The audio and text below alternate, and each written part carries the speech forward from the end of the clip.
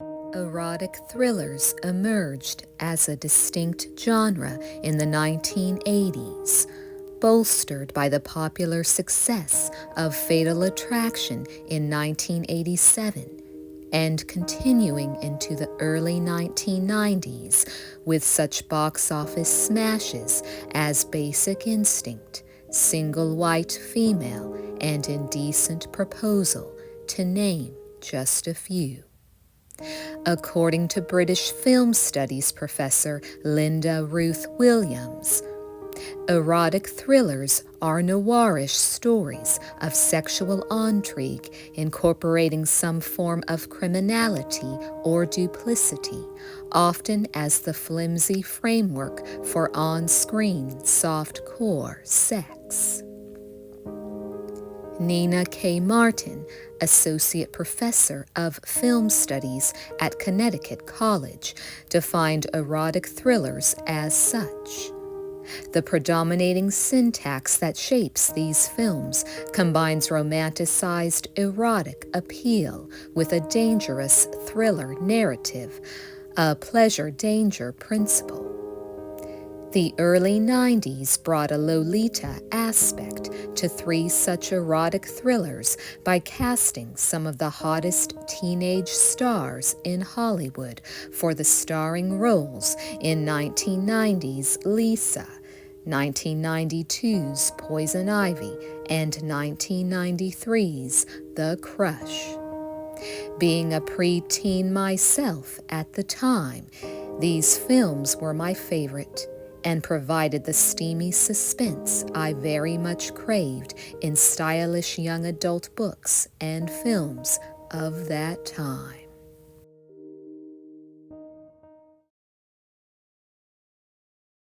1990's Lisa marked huge 80s teen TV star Stacy Keenan's debut film appearance. In the movie, Keenan plays 14-year-old Lisa, the only child of Cheryl Ladd's character, Catherine. Catherine is a single mother raising her daughter alone in a seedy area of downtown Los Angeles. Catherine runs her own flower shop called Designs by Catherine in a more affluent neighborhood of LA, while her daughter attends an all-girls Catholic school with her best friend, Wendy. Lisa and Wendy have a game of obtaining handsome adult men's phone numbers by copying their license plate numbers down, then calling the local DMV under the guise that they need the name and number of the car owner so they can pay for accidentally damaging their car. The girls keep a scrapbook with these men's photos, names, and numbers. It's a seemingly innocent game of two young teenage friends, one of which, Lisa, is raised by an overprotective mother. Catherine is strict simply because she became a teen mom and was disowned by her family for it. She forbids Lisa to date until she is 16 to avoid the same fate.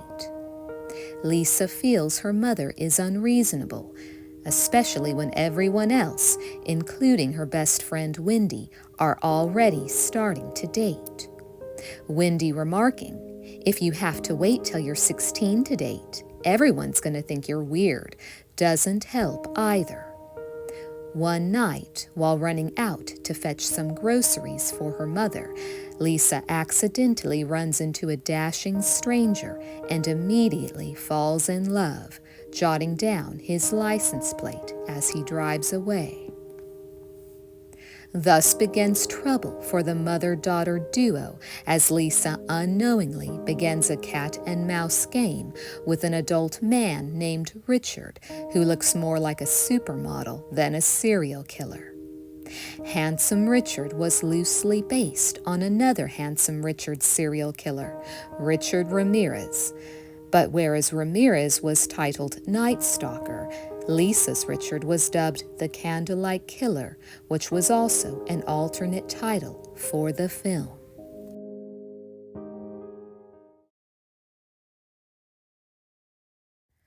Lisa was originally supposed to go straight to video. However, director Gary Sherman felt that the film was good enough to go into a general theater release. MGM was more interested in putting the film direct-to-video on account of the lucrative profits it stood to make from it. Nevertheless, MGM allowed the movie to go into a limited theater release of about 200 theaters over a weekend. The movie made $4 million in that one weekend, prompting Sherman to push for a wider release.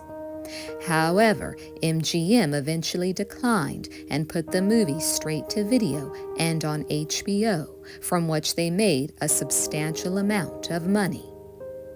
Originally rated R by the MPAA, as most erotic thrillers are, Gary Sherman protested the rating and was able to get the ratings board to change it to PG-13. Chronologically, this was the first teen erotic thriller of this era starring a Gen Xer teen idol to come out, and probably the one I watched most frequently on cable television as a youngster in the early 90s.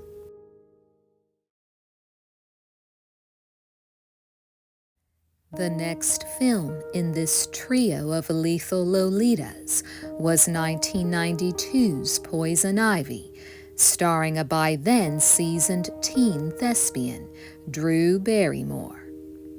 The script was based on an experience that producer Melissa Goddard had as a teenager, in which she had a friend stay with her and her family, and eventually the friend seduced Goddard's stepfather, Mike Medavoy.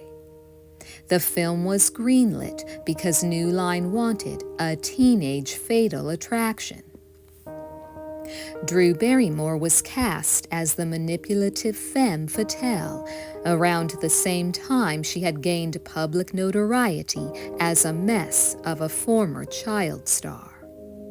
The plot centers around Sarah Gilbert's character, Sylvie Cooper, an ambiguously gay misfit living in the Los Feliz section of Los Angeles with her ailing mother, again played by Cheryl Ladd, and her busy, wealthy father, played by Tom Skerritt.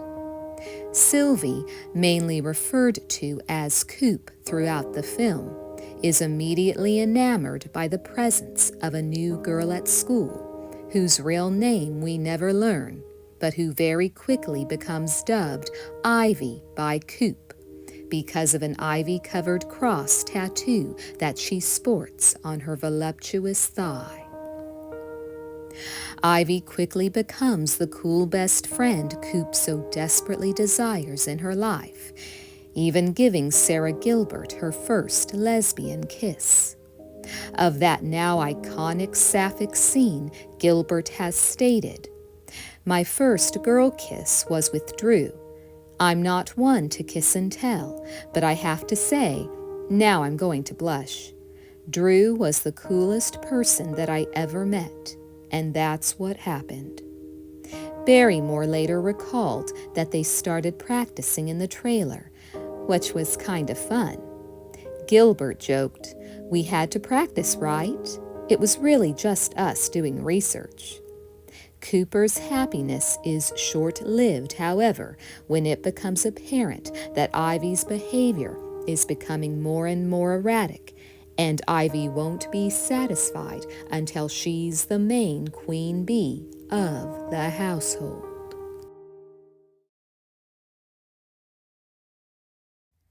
The character of Ivy was originally written to live at the end of the film. However, New Line Cinema told director Kat Shea that they wanted Barrymore's character to die. Sarah Gilbert was called after shooting had finished to do the very last voiceover after Ivy had fallen to her death. The line, "I still think about her, I guess, still love her. She might have been even more alone than I was completely improvised on the spot by Gilbert.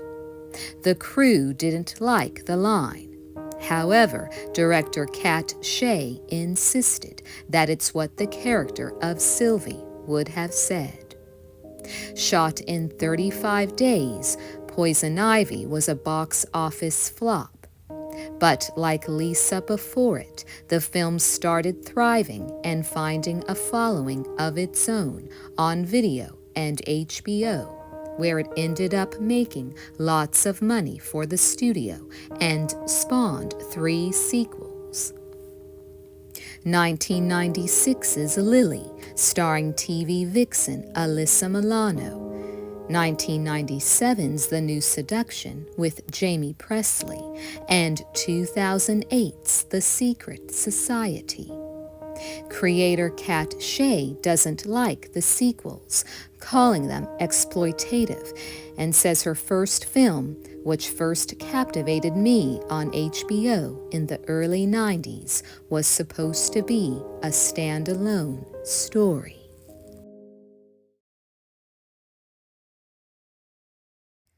The final installment in this trilogy of early 90s erotic teen thrillers is 1993's The Crush. Like Poison Ivy, The Crush was also inspired by true events. Writer and director Alan Shapiro's inspiration came from his real-life experience of staying at a guest house in Los Angeles after college. The house was owned by a couple with a teenage daughter named Darian, who had developed a crush on him. Shapiro rejected the girl's sexual advances since she was underage. One day, returning home after an errand, he found the words "Alan sucks cock" carved into his new car. When he spoke to Darian's parents, not only did the girl deny vandalizing the car, but her parents sided with her, refusing to believe Shapiro. However, a school friend of Darian's came forward to Shapiro and confessed that Darian did indeed do it. But Darian's parents continued to believe their daughter. The plot of The Crush follows Shapiro's real-life incident almost exactly. The film was Alicia Silverstone's feature debut, and all of her nude scenes were done by a body double due to her being underage. The movie gained a cult following very quickly, provoking the real-life Darian to sue Alan Shapiro for using her real name. As such, the film had to be re-edited, and the name was changed to Adrian. Those of us who saw the film in theaters in '93 remember the character as Darian. Alicia Silverstone won 2 MTV Awards for her performance in the film, for breakout performance and villain. The final scene of the film hinted at a possible sequel, but it never happened.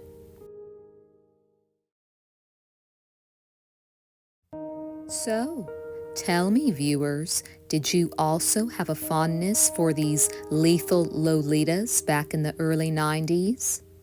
Did HBO introduce you to Lisa and Poison Ivy like it did me? Which is your favorite of the 3?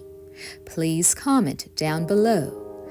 Thanks for watching, and good night.